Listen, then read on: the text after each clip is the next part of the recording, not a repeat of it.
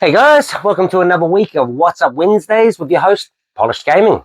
Without further ado, we'll get into it this week. It's another Xbox week, of course. With this, we got, starting off, I was going through last week, just on the end of Wednesday, I was starting on Shield King. This game, I still haven't finished yet. I'm at 1,850 out of 2,000 gamer score. The last two achievements are a little bit hard, level 19 and 20. It's a very interesting game. Basically, it's almost like a beat 'em up, but the thing is you've got a shield, and pretty much, you're pretty much just dashing through people. You've got to dash through people. The problem is with it, when you're dashing through people, if you dash into a group, you'll get hit. So it's very pull them out, dash, pull them out, dash, pull them out. And it's a long game, so it just takes a bit of getting used to. But other than that, I'll finish it off this week. I completely forgot that I had level 19 and 20 when I was playing other games. I forgot about that one, so I'll get back onto that. This week as well, Primal.Survivors got a 1000G update. So it was originally 2000, now it's gone up to 3000. This is just basically a simple run-of-the-mill tower defense game. It's just another tower defense-y kind of game, beat 'em up / tower defense. It's nothing to write home about. Rattyvity Lab here. Now this one, it was a platformer, very simplistic 2000G platformer. I think it's East Asia Soft. Very simple. Not much to say on that. Sherlock Purr. Now this one here was Sherlock Purr 2, I think it was. This is actually quite a fun game because I tend to like those Where's Wally kind of I Spy, trying to find hidden objects in games. And with this one here, it was quite fun. You're basically just looking around as a kitten, and of course with a play on Sherlock Holmes. You're going around with the hat on, the coat, and the magnifying glass, and you're just basically finding. You got to move in between areas, zoom in and stuff, and not too hard to find, pretty easy. There was one where I had to go into a walkthrough on it just because it was really hidden, like it was really tiny and it was just hidden. But other than that, everything else is pretty easily done. Next one here is Mayhem Heroes. Now this was another title update, 1000G on top of it was 2000, so this makes it 3000.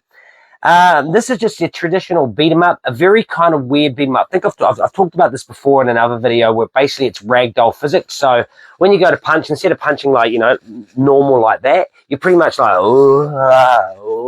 and sometimes they connect, sometimes they don't, sometimes you'll kick, sometimes you'll punch. Sometimes like the kicks will be dead on and they just won't connect. You can hit them 3 times and still not connect, and then they'll just punch you and it's over.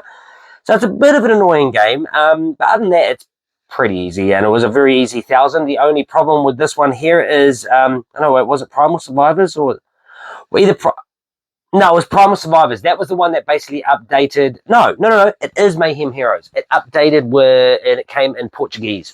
So, and some of it was weird because some of it was in German, some of it was in Portuguese, and some of it was in Spanish. So it was very all over the place. The Spanish and Portuguese kind of wrote over themselves, but the German was all over the place. So it was just basically putting up Google Translate, finding out what levels I need to finish it off. Other than that, it wasn't too hard. Next one here is Gem Smashers. Now, as the title suggests, it sounds very much like a Bejeweled, and you are correct. But in saying it with this one, it's just match the colors to a core. It's actually a really weird one, actually. You basically got to match the color to the color, of course, but at the same time, you've got to you start off, you go up, down, like that. You got to keep going, and you want to go accordingly, hitting all the colors that you get. Then you got to go and change your color for a pot, and that will change it and get rid of everything else. You've also got to watch out for death blocks, death potions, which basically kill you when you open up a chest, and they're a bit annoying. And and where everything goes completely in different opposite directions. So left is right, right is left, and there is also a teleport block and a push block, which needs to be a specific color to work, and an on-off switch to turn on the colors. So it was quite fun. It was enjoyable. It wasn't too hard. Very Bejeweled-ish. That's 1000G, very easily there. And that all up is 8,350 gamer score for this month, making me at 1,152,790 gamer score.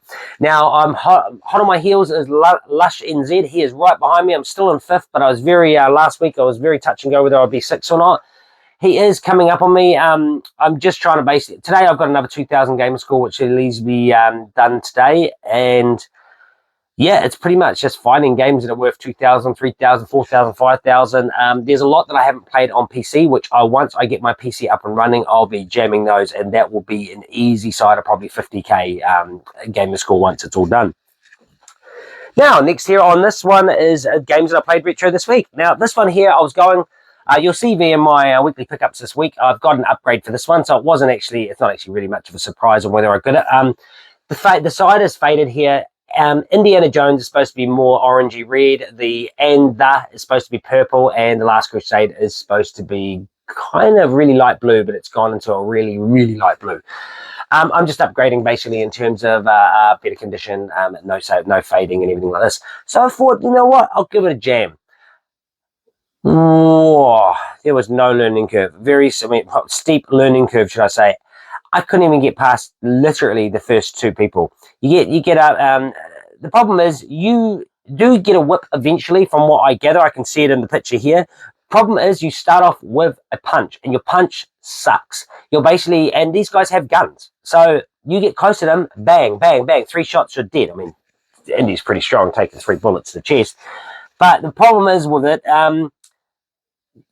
Yeah, you jump straight into it, and where this second guy is, he's right in a place where you can't jump over and evade these bullets. You have to take bullets. You touch these guys, it's instant death. So I gave up.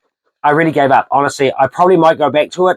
It's a very janky game. The controls aren't too bad. It's just janky in terms of really pitting you against, chucking you right into the deep end straight away.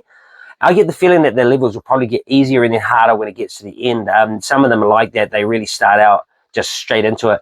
They really wanted you to continue playing this game, and yeah, I mean, you get continues, but still, I will go back to it eventually and give it a go. It's just a crazy psycho. After that, I thought I'd give myself a little bit of a jam here on just an absolute gem of a game, Altered Beast. Now, this one here, Altered Beast, this is the 8-bit, this is a 16-bit. Of course, the 16-bit is absolutely just trumps the 8-bit version. The 8-bit version has a couple of things missing from it. The controls don't feel too fluid as well. This one feels a lot more fluid. This one is probably more closer to the arcade port than this one. But absolutely amazing game. I love this game, power up, power up. And what is it? Welcome to your doom. So I just love these kind of games. And when you get power up and you just go insane and just start bashing people, it's just hilarious. 3 power-ups and you get a special. Yeah, it's a pretty fun game. Second level is kind of where it starts to get a little bit annoying because it's just the level, just these spores that come everywhere. They're really annoying. I did complete this back in the day on arcade, and I have completed it on the Master System and the Mega Drive. But I thought I'd give it a little bit of a go this week, and I just gave it a bit of a jam out and got to level 3, so it wasn't too major.